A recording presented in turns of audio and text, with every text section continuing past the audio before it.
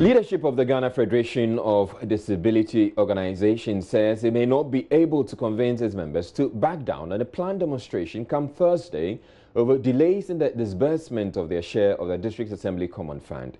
The monies, according to some of the members, have been outstanding since 2016. In an interview with Joy News, spokesperson of the Federation, Alexander Bankole Williams, stated the leaders are still talking to their members, even as they prepare to meet the local government ministry over the issue. He has been speaking with Maxwell Agbagba. To the Minister for Local Government and Rural Development, asking that she calls us to a meeting for us to discuss these highly crucial issues. And we are waiting up to Wednesday. If we have not heard from the minister by then, of course, we cannot be held responsible for the pressures that our membership are piling on us from across the districts. Members are threatening to go on demonstration from Thursday. And the Federation would have no other option but to throw our weight behind our membership if we are not listened to, because this is affecting their livelihood, their well-being, and their very safety. So, indeed, it is not a threat. It is only it's only our means of communicating to the general public that indeed we've been told this by our membership, and we cannot hold them back after or beyond Wednesday. You want to tell us what you want to see, done. I mean, clear points to the, Minister in charge of local governments, and then also the administrator of the District Assembly Common Fund. Any message? The clear message is that government has done very well by allocating the 3% of the district common fund for persons with disabilities. What we need to make sure is that we come to the table and discuss things dispassionately so that the purpose for which the funds have been disbursed will be realized.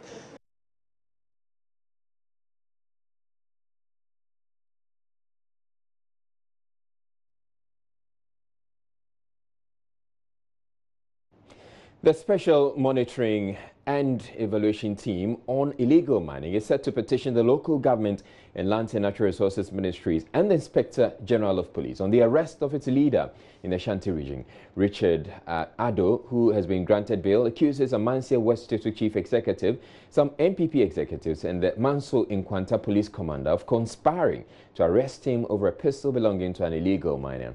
He says his detention is an attempt to intimidate the monitoring team so illegal mining will fester in the area. Oimeng Teria has more.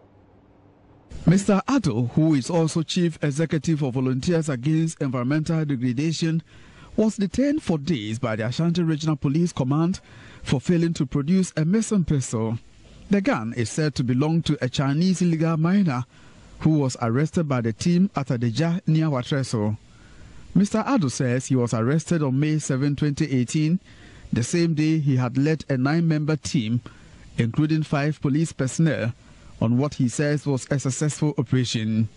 He says their efforts had led to the arrest of 2 Chinese illegal miners and 2 local collaborators. Oh, technically, those who are supposed to do search is the police. How come that, although I'm part of the team, how come that I'll go and do search? So I asked the security man and said, no, this man never entered the room. He testified over there that I never entered the room. But they insisted if I don't produce the gun, then they will detain me.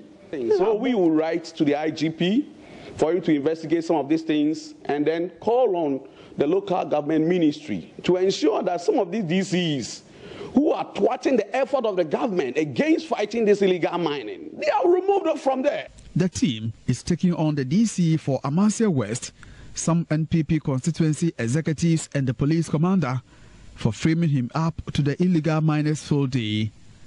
Mr. Addo, who has since been granted police bail, tells Insure FM he has evidence to back his claim. My arrest was premeditated. I had the calls. I had some calls. I know you have played some of the tapes. I was told already that one Abu Bonswa, the constituency chairman of Adubia constituency, who has more than 40 Chinese legal mining at Fautriche, Afraso, those areas, they are together with the miners, and then his DC. They had already told people that I'll be framed up. They would tell people that I'm extorting money and they get me arrested. So it was well calculated. According to Mr. Ado, the action of the officials has contributed to flourishing illegal mining activities in many communities in the area. DCE William Asante Bediako, however, denies the allegation. Let us not encourage this military type of people going around saying they are arresting. How many acres have been reclaimed since we all said we were going to clamp down on Galamsey? If he claims he's an environmentalist, how many acres has he been able to urge people to reclaim? You know, people come around and their intention is to also make money, extort money from people. And sometimes I'm not happy about that. I never lodged any complaint with the police to arrest him on anything because he had not wronged me if he was going about trying to prevent people from doing illegal mining. It is unclear what has happened to the 4 people arrested by the monitoring team, as police have been reluctant to comment on the issue. From Kumasi, for Joy News, I'm interviewing. The Food and Drugs Authority says it is stepping up fight against the use of tramadol, abuse of tramadol in the country. As a first step, it will team up with the Pharmaceutical Council to clamp down on chemical shops selling it and other illegal drugs. Tramadol, or Tramol, as it is referred to by some, is a prescription drug whose abuse for a myriad of recreational purposes has been highlighted in recent media reports. As a consultative forum on strategies for countering counterfeit drugs and substance abuse in Accra on Monday, the FDA appealed to government for resources to enable it tackle the menace. Efwa Evans Chinwe reports. Although the use of tramadol is not new, recent media reports have highlighted its abuse, especially by the youth. Abuse of the drug can cause serious effects on the brain, the mind, the heart, the respiratory or breathing system, and can even lead to coma and death. Tramadol and other drugs are available over the counter, making it easily accessible by users. As part of efforts to curb its abuse, the Food and Drugs Authority has stepped up its nationwide public prevention and educational exercise. Chief Executive Officer of the FDA, Dilys Mimi Darko, is however worried about how these drugs are smuggled into the country. She says the authority will soon clamp down on chemical shops selling legal drugs. The FDA is to make sure that it is only medicines that are registered that come into the country. So our role is to ensure that our borders are protected. Yes. So the places that the medicines enter from, medicines are supposed to enter from only Kotoka International Airport and Tema Port. Most of these medicines that are being abused are being smuggled into the country. So our role is to make sure that the medicines do not come in. And then we'll monitor the market to see that in case some manage to come in, we make sure that we can pick them up. And we are doing this with the security agencies, the Pharmacy Council, and the police. So that is FDA's main role. Our second role is that we also do public education. So our role is also to educate the public, the youth who may be on it, the consumers who may see it, so they report to us on the menaces of drug abuse and substance abuse. So that is what we are here for. On his part, Chief Executive of the Mental Health Authority, Dr. Kwesi Osei, also appealed to government to provide rehabilitation centers for prescription drug abusers. Ghana has a lot of laws. There's only one law we don't have.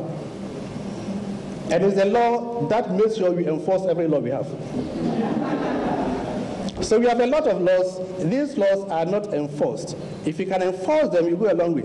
So talking about the scheduling, then we can really, if you can really ensure that Food and Drugs Authority, Pharmacy Council, Narcotics Control Board are adequately resourced for them to enforce, for them to do the monitoring supervision, then we go a long way. Otherwise, this problem will be with us for some time. We also need to set up treatment and rehabilitation centers for people who find themselves already addicted. Now, if you go to psychiatric hospitals, there are very few rehabilitation possibilities. We need to train doctors, train nurses, so that anybody who finds himself in this situation can have adequate treatment. Participants at the forum urged more concerted actions on measures to deal with the abuse of tramadol and codeine they say has become a nationwide threat. Meanwhile, the Ministry of Health's focal person on substance abuse has warned delays by government to develop a database to monitor abuse of drugs such as tramadol is pushing Ghana to the brink of an epidemic. Dr. Eugene Dodoye has been explaining how so many young people are being killed by alcohol laced with tramadol as an aphrodisiac. He spoke with Gifting Andopio on the Pulse earlier Monday. The side effects of tramadol include it delays orgasm. So young people, it delays orgasm. It delays orgasm. I see. It also causes insomnia, meaning you don't sleep at night. So when young people who are naturally strong, okay, take tramadol, they will have a delay in orgasm. That is why they say they can go for long journeys. I believe my viewers understand. Yeah. So, and they unfortunately add alcohol and caffeine or energy drinks. That is the most dangerous. Because what is going to happen here is that alcohol will increase your libido, your desire to have sex. The tramadol would delay your orgasm, so you can have sex for a long time. You've taken in energy drink, which gives you the ready energy to have this. So they are eventually going to have exhaustion without knowing they are tired. And that is deadly. So we can get people dying from it. And when you use tramadol or the opiate for a long time, and you stop using them, you get withdrawal. Withdrawal is something like hangover after drinking. And the one for tramadol and or opiates and alcohol, they are medical emergencies, which unfortunately we are not looking at. So our young people are dying.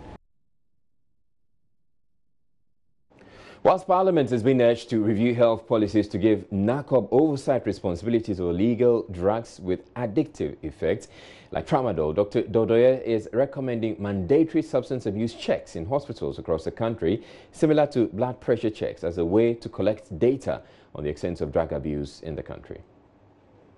The challenge is that Narcotic Control Board controls they control illicit drugs. These opiates are all narcotics. Then Food and Drug Authority control the illicit ones. So if you bring in tramadol, which is more than 100 milligrams, already it is an illicit dose of illicit drug. So who then should enforce it? Is it the FDA or is it the Food and Drug Authority or NACOB? The law is not clear on that. So what we are proposing is that NACOB should totally be changed, maybe into a commission or into an authority, where they have the tentacles to also arrest people who deal in illicit drugs that we know can cause addiction. Because Narcotic Control Board is the only agency, in Ghana now, that look at the both sides of the coin. The Food and Drug Authority look at the supply side, who is bringing in the drug, who is using it. But the Mental Health Authority look at the people who are addicted to it and we treat them. Food and Drug, the Narcotic Control Board has both the supply demand department and the demand, they have the demand and the supply department. So that agency should be strengthened such that they will be able to effect arrests, search all containers, not only for cocaine and heroin, but for now we have prescription drug abuse, and it's an epidemic. Epidemic means that we have at least 5% of our adult population using it. We're taking a break here on Joy News Prime, but still ahead, former Deputy Central Bank Governor defends multi-billion cedis interoperability contract awarded in 2016, insisting the version launched last week by the Vice President can only be a scaled-down version.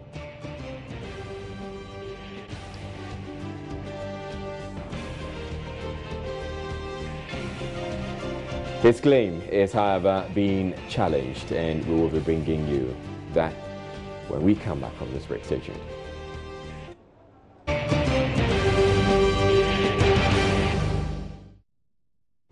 A former Deputy Bank of Ghana Governor, Dr. Johnson Esiama, has fought off claims a contract of 4.6 billion cedis awarded IT firm Sifting Switch to set up an interoperability system was bloated. He has in fact questioned the quality of the new system, saying it falls short of what was originally budgeted for. Vice President Dr. Mahamudu Bawumia last week launched the interoperability system, saying it was to cost the taxpayer not more than $4 million. But Dr. Siama believes the new system cannot be compared with the contract entered into initially by the central bank whilst he was in office. All that we were interested in there was that whatever system you build, even if it costs you so much, the charges that consumers will pay shouldn't be more than they are paying currently. Remember, currently, if you send 100 cedis, how much do they deduct? 1 cedi. Is it 1 cedi or 10 cedis? 1 cedi. And so our concern was that by the time you finished your installations and everything, they should be paying less than 1 cedi. So the cost should actually go down. You understand me? And I think that is the more important thing to you, isn't it? If they claim they are using 10 billion, and you are sure that whatever it is, if I'm sending money tomorrow, 100 cedis, they'll deduct 50p, you know, or even if it will be a little bit more, 1.1, 1 cedi, 10p or something. And yet, I can now send across, even from bank to mobile accounts, etc. I think from the perspective of the consumer, that is what matters. Then you want to be sure that in 15 years' time, the equipment and everything reverts to the Bank of Ghana or whoever. I think that is what is important. So in sum, what I'm saying is, it's inappropriate to compare, you know, an antelope and what? An elephant. Why? Because the characteristics are different. It's not that simplistic to just say, oh, I'm spending this on A, you would have spent this on this, and therefore so and so forth. Dr. Siama has also been justifying the decision by the central bank in 2016 not to award a contract to other companies that presented lower bids, including one in the region of $5.4 million. He maintains they fell short of the requirements of the governor. Meanwhile, Derek Barnabas, head of research and communication at the Chamber of Telecoms, has been countering the claims by the former deputy governor.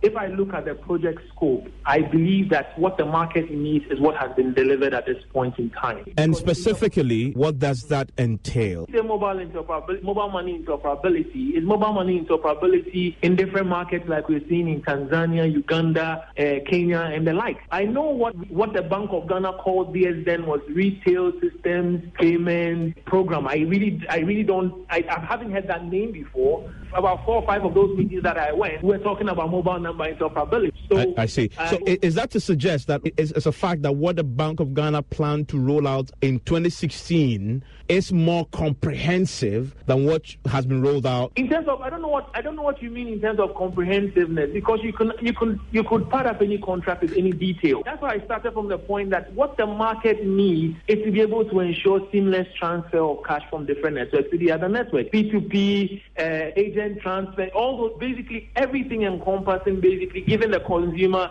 the flexibility and the convenience. What beyond this is what he wanted to do with his that we haven't.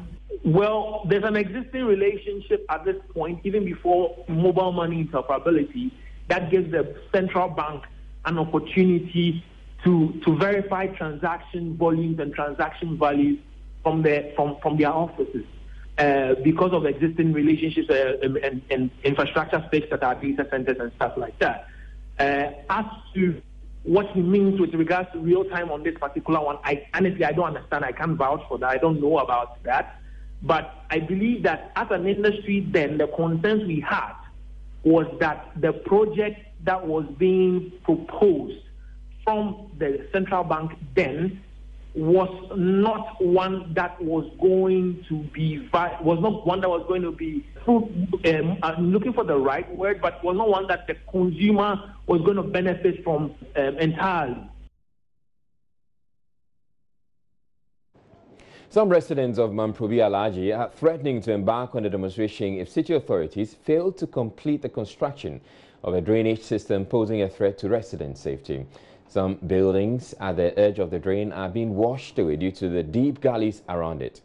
Maxwell Agbagba has more in this report. Some of the residents say the project, which started few months to the elections, was a ploy to woo their votes. They are threatening to block the community roads and embark on a demonstration to protest the state of the abandoned projects. But before this project started, we were not facing this problem at this particular area. It was Mr. Honorable Vanderpoel who came here to make us to understand that he was going to give us a modern drainage. We want to ask the government that if a project is mooted, it is completely discussed, programmed, and then contract awarded. We want to find out whether the contract was awarded before this project was started. And if it was awarded and the contractor had failed, who is going to chase for the people's money? The contractor has to be arrested and put before justice. This man, Amidu, because this is a project which is costing more than 400 million cedis. But the drainage is very bad. So I just wanted to know if the political people are telling us lies. They will do this, and after all, when they are not in power, then nobody is here to do that. We live in a part of the world where the construction of drainage systems usually it's good news to residents, but the construction of a drainage system that runs through Alaji here is rather wreaking havoc on the people who live here in this community. A lot of them are complaining that gradually their homes are being washed away by running water. And in fact, we've been here for about 30 minutes just to look at the stands of erosion here caused by heavy rains. And in fact, we can report that there's heavy erosion going on here as a result of the uncompleted drainage system here. What we have decided to do now, we need to be blocking roads. We have to petition and do demonstration. Maybe we have to march the people to the office of the MP. He never gets into the office. We don't know where the assembly member is. For now, the immediate person to contact is the MP, member of parliament. Of course, I'm reliably told that he came around about 3 months to the election. He promised he was going to fill this thing. So if there has been any other communication, just get back to the people. Get them informed that this is the situation. Within a short interim, this is what we can do. You go beyond, you can see that the rain is washing away the foundations. Are they waiting for death? Are they waiting the kind of June 3rd disaster before they come in quickly to do this? No, we can't just wait. The Blekuma South Member of Parliament, Alfred Vanderpoel, is however pleading with the residents to reconsider their threats. Mr. Vanderpoel, who is also the former Accra mayor under whose watch the construction of the drainage system started, says the project stalled after the party lost power. He says he will continue to negotiate for the incumbent mayor to complete the project. Let me appeal to the residents. There is no need to demonstrate. The point is that we should get to the point where we get the AMA to come back to do this project. It's very important. It's for the community. This community is not NDC or MPP. It's Ghanaians. Okay? Basically, they are Ghanaians. So we need to continue this project. So I want to appeal to AMA that they should come back to the site and continue it. I want to appeal to the residents. We will continue to negotiate and to talk to AMA to come back to the drawing board. We're taking a break now. We'll bring you business news next.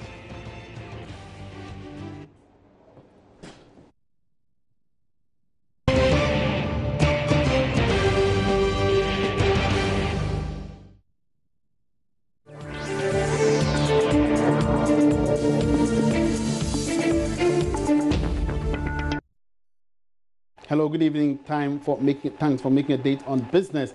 Now, workers of the Tema Oil Refinery today received some assurance from the CEO that the company will not be turned into a tank farm. The CEO met with some workers to brief them on recent developments concerning comments by the Energy Minister, Boakye Agyarko, that the state refiner would be converted into a tank farm after a modern facility is established. The local union chairman of the Ghana Petroleum Chemical Workers Union, Elton Botwe, who spoke earlier on Business Live, said workers are now assured no such thing will happen. So the meeting went on briefly. We met the MD and he gave us some assuring words that we think that workers would be happy about. At least he's made us know his intent and he's made us understand that he's not for the scrapping of Tor into a tank farm, as it's already retreated. He assured us that one, is not a government policy because no letter has come to his desk indicating that it's a government policy, so he's not really tweeted about it. Also, he made us understand that with the ministry, they've only had one meeting with them. They had the meeting with the board, and it was even at the instance of the board to brief them of things that they were doing to get Tor on top. So there was nowhere that they had any discussion of scrapping Tor into a tank farm.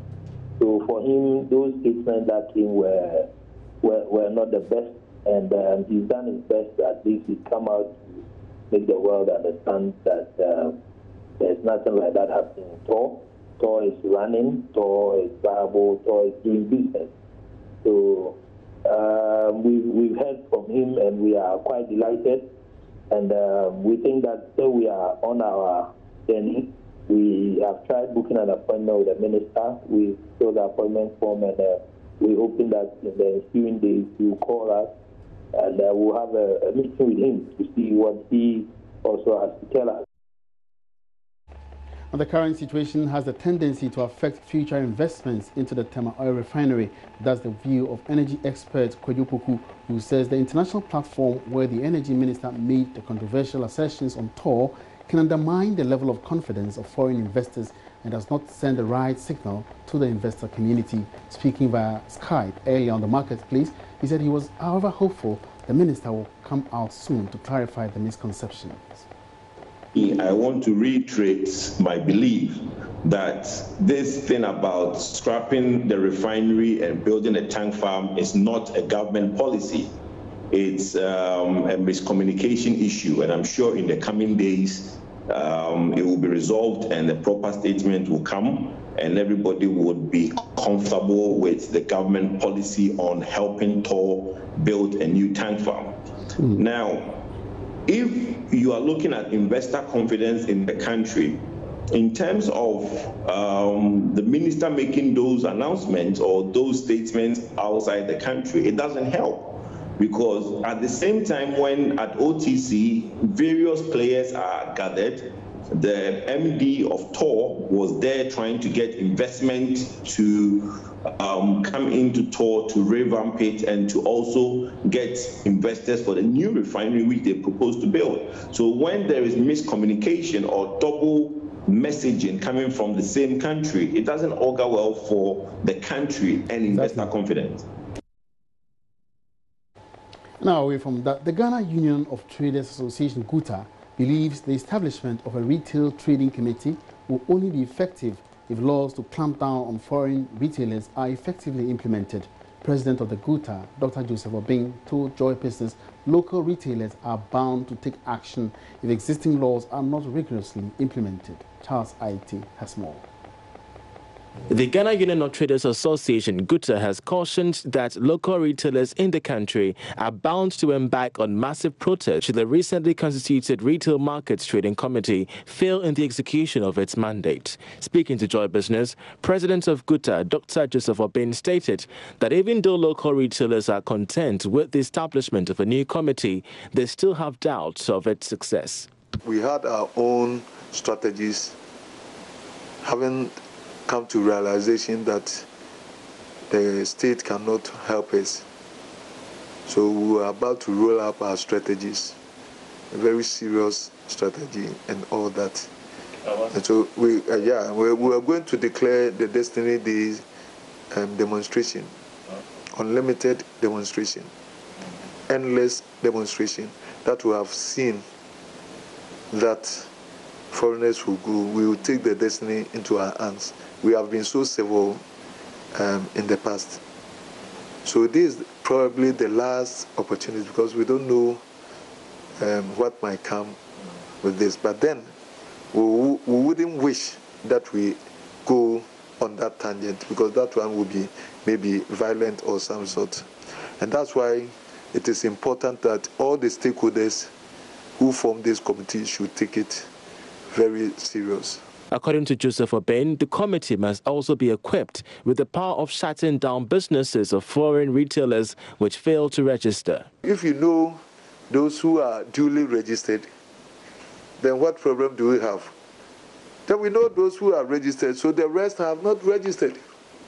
So the task force, the work of the task force will then be very easy.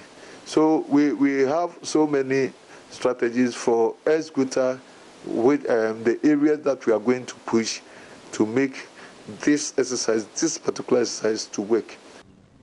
So far, the Trade Ministry has been urged to sensitize the public on the effects of foreigners engaged in retail trade and regularly engage executives of foreign trading association to ensure a successful compliance. Turning attention now to the capital market, and the Securities and Exchange Commission has indicated its preparedness to withdraw licenses of 10 investment firms currently under investigation over breaches of some industry laws. Deputy Director General of the Commission, Paul Abibiu, in an interview with George Riafe, said this will happen if it is established that the companies failed to comply with the required industry laws. It's a series of processes that we go through when we observe infractions on some of our regulations. So we conduct investigations, and then depending on the outcome, it can either go to court, they can be slapped with sanctions, there can be penalties imposed, and to a certain extent your licenses may be revoked. So we'll go through these processes and we'll give more information to the markets as and when it's appropriate. I wanted to make the public aware that these entities are currently under investigation so that they can also proceed with caution.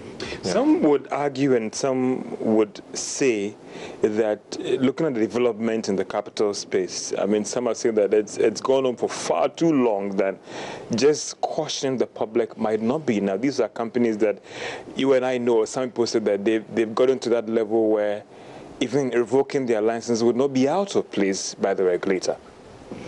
I can't disclose too much at this point, but there are certain processes that are already in place, and we've actually organized some hearings. We do have to follow due process. So as a country of laws, we have to give everybody a fair hearing, but we are exploring all the options available to us at this point. One, to ensure an orderly resolution of these issues, and also to protect investors' interests in the long run as well. So we are doing our best to manage the situation. And you are right, some of these issues have been outstanding, but that is also because, again, certain processes have to be followed, certain hearings have to be conducted.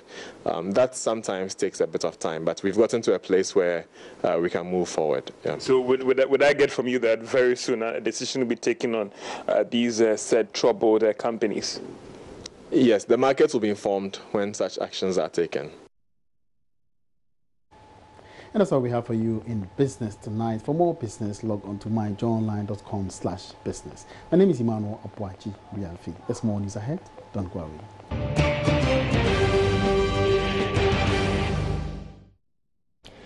The Ministry of Food and Agriculture says it has put in place measures to prevent possible problems farmers may face when the Planting for Food and Jobs program is rolled out this year. Stakeholders at the forum on Monday discussed challenges farmers faced during the implementation of the program when it was first launched last year. Addressing one of the several challenges raised, technical advisor at the Ministry of Food and Agriculture, Emmanuel Asante Krobia, said government was increasing the number of extension officers across the country to meet the demands of farmers. Anodame has more in the following report. Farmers who are benefiting from the Planting for Food and Jobs program are raising several issues they say are hindering the smooth delivery of government's flagship agricultural policy. They cite difficulty in accessing fertilizers as they are required to travel long distances to get them. They also say farmers who already have seeds are compelled to purchase certified seeds as a condition to access subsidized fertilizers. Another challenge is inadequate extension officers available to provide farmers with useful information. General Secretary of the General Agricultural Workers Union, Edward Karewe, laments some extension officers have been forced to abandon their jobs due to lack of logistics. If they have to live in town and go to the outskirts to do their extension work, it will require that they have logistics. So some of them even run away from the program. But the technical advisor at the Ministry of Food and Agriculture, Emmanuel Asante Krobia, has assured logistics are being procured to ease the pressure on the extension officers. We are working very, very fast on it. I can say that maybe in the next maximum, in the next 2 months, you will see a lot of motorbikes moving around and extension officers will be able to reach our farmers. Meanwhile, the head of the Geography Department at the University of Ghana, Professor Joseph Yaro, is urging government to find innovative ways that will allow farmers to purchase only seeds that are needed instead of compelling them to buy the certified ones. The various district directors of agri should provide them with the right data on how to link which crops to to fertilizer, so that it's not a blanket policy. As last year was a blanket policy that, hey, we're giving you this maize, right, and you must, in order to have 5 bags of fertilizer, you must have this amount of seeds, and therefore farmers will take the seeds, throw them away, and then use the fertilizer on what they want to use. That means that there's an additional cost. The seed that they haven't, used. The Ministry of Agriculture, however, says 10 private companies have been contracted to produce and sell fertilizers to farmers to scale up production. For Joy News, my name is Hannah Odami. The Environment and Health Department of the Accra Metropolitan Assembly says it has begun processes to prosecute an illegal toilet operator at Agbogboshi Market who dislodges fecal waste into drains in the area. Members of the Assembly were at the facility earlier on Monday to effect a shutdown as after Joy News told a story about the activities of the toilet facility, which has left the slum settlement on the brink of a crisis.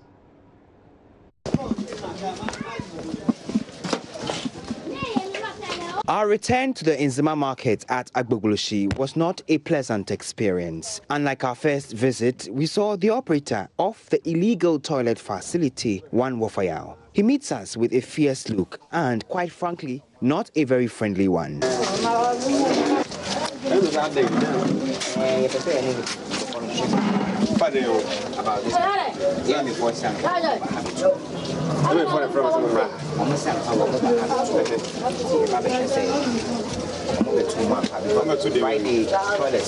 He walks away and returns murmuring loudly and expressing displeasure about our presence. I engage him over Monday morning's shutdown of his facility.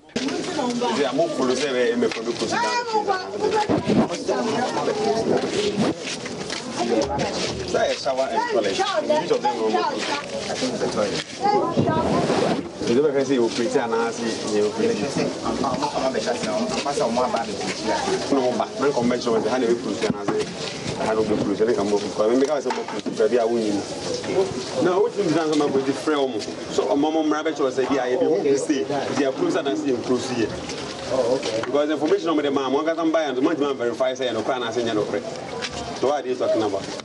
From where I stood in the middle of a toilet yard, 2 shutdown notices are seen. They read, "This facility is closed down until further notice by AMA Metro Environmental Health Department." At the main entrance is a metal clamp and a padlock. Opposite the toilets are 4 bathe cubicles and people with buckets in hand, towels over their shoulders, walk in and out.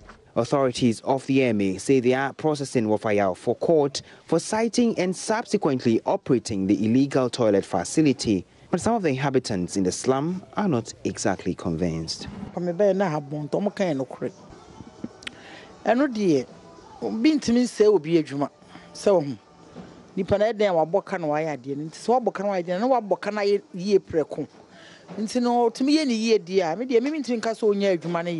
send ya didn't that in soon some one say at the pipe on it that got if he does the right thing, we don't have a problem. Oh, I don't know, so toilets. But if he continues to discharge the feces into the drains, then an epidemic looms. And I saw so on your dear, and I send dear, or more right to say so.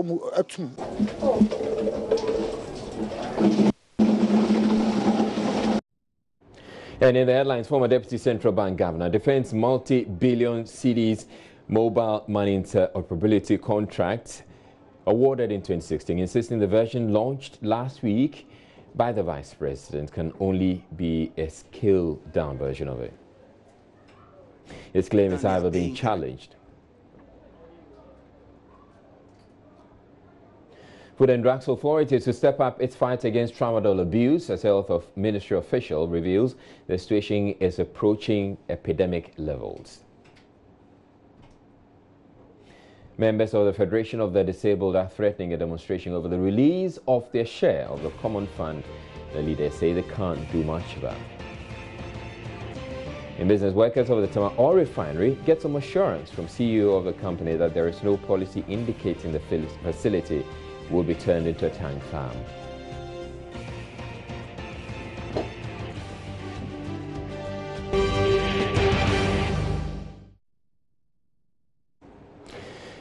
In other news, Youth and Sports Minister Isaac Asiamah has urged the youth in the country to keep faith with the governing New Patriotic Party he maintains has them at heart. At the groundbreaking ceremony for work to begin on a multi-million city regional youth resource center in Wa, he said the Akufo-Addo administration's commitment to the youth is a reason why it is rolling out several programs for their development. Rafiq Salam has more. Youth and Sports Minister Isaac Asiamah recounted the numerous pro-poor and youth development policies brought by the New Patriotic Party NPP, which has changed positively the lives of the people. Isaac Asiamah said the Regional Youth Resource Center, when completed, will have lots of benefits for the people in the region, as it will provide facilities that are of international standards. This place is going to provide a space for the people of Upper West to come here. Through sports, you become future stars of this country. We are going to produce more Black Star players through this facility. More Black Queens through this facility. More athletes, basketball players, they are going to produce through this facility. Blackstars can come and play their international matches here in Wa. Yes. So you will now enjoy your stars here.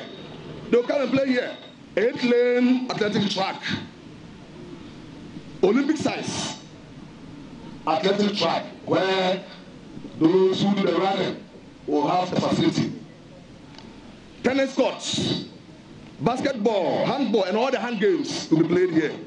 Volleyball will be here. He urged the people to own the project to ensure that when completed, it is of high quality. That this project will be monitored by everybody, including yourself. It's your project. Don't sit down. If the contractor is not missing the right measure of cement, let us know. It's our own project. All of us should be monitors of the project so that we can have quality work at the end of the day. Chief Executive Officer of the National Youth Authority, Emmanuel Asigri, appealed to all young persons who wants to join the Nation Builders Corps program to quickly do so, because time is running out. You will judge us at the end of it all, and then let it reflect that we didn't come here to promise you, or we didn't come here to tell you that go and cut grass and sell. Go and pick stones and put together and sell, and that will make you employable. We have come here to want to develop your potential. We have come here to want to develop your talents. The Multi-Purpose Regional Youth Resource Center is being awarded to Hapke Enterprise Limited, and he has 9 months to execute the multi-million city turnkey project. Reporting for Joy News, Rafiq Salam.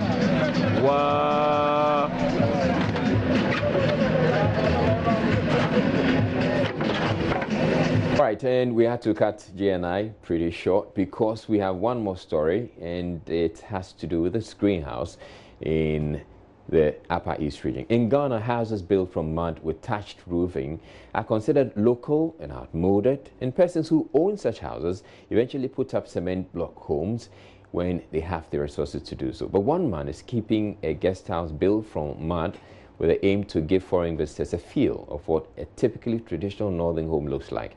Ibrahim Salifu, a farmer at Karimenga, started what he calls the greenhouse, a mud building in which he keeps all items strictly traditional, but with a touch of modernization, mainly as a tourist attraction. Joy News' Upper East correspondent Abesori visited the place and now reports. This is Karimenga, a northern region village very close to the Upper East region. Like in many Ghanaian villages, homes here are built from mud and roofed with thatch. The owners of such homes aspire to put up cement block houses when they are able to afford it, because compared to these mud buildings, homes built with sandcrete blocks are seen to be more durable and prestigious. But Ibrahim Salifu is not so keen about the so-called prestige that comes with homes built with sandcrete blocks. He rather wants to preserve the traditional architecture. That's why this structure he calls greenhouse. Built from mud, it is Ibrahim's idea of giving foreign and local visitors a feel of a purely traditional northern home, whilst preserving tradition and keeping some youth of the area engaged. The greenhouse, as is officially normally is known to most people, is actually the friends of the greenhouse. But I think the greenhouse has been more known to quite a lot of guests who visit us here in Karaminga. It's a small setup where an opportunity the guests can stay the night, experience, where we do quite a number of activities. One of the activities we do is a herbal tour. Herbal tour, that takes us to the woods where we collect lots of the herbs we use in treating ourselves. I joined a group of tourists from Bolgatanga to take a tour of the house and found out that Ibrahim has given the place a touch of modernity. Christopher Atanga helps Ibrahim to receive visitors here at the greenhouse. During the dry season, when it's very, very hot at this part of the country, you might not be able to sleep inside your room. So our grandparents thought of making something like this, which we call Gosko, so that you can come here and relax. And as a natural way of living, you can also use the stars as anything that to attract you. So whilst you're up here, you're looking at the stars, you're enjoying it, seeing the shooting stars and all that, and taking your fresh air as well. Call it a traditional home with a scientific touch if you like. The rooms here, although similar to the ones in our local homes, have something extra.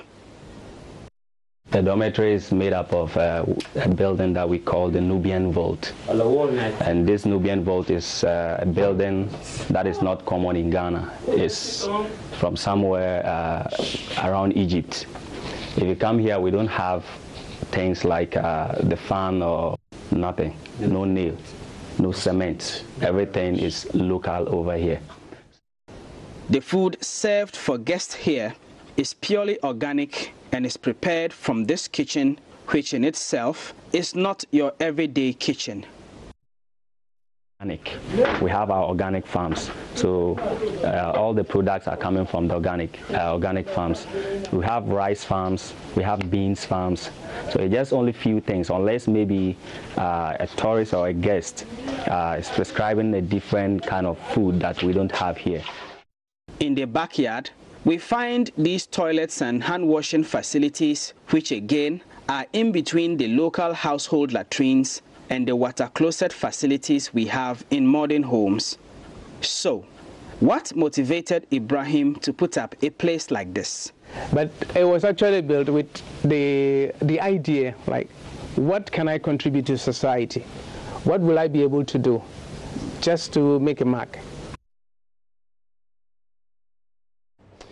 That's it for the bulletin. My name is Susulai. Thank you very much for watching. Have a good night. We have Hotline coming up next.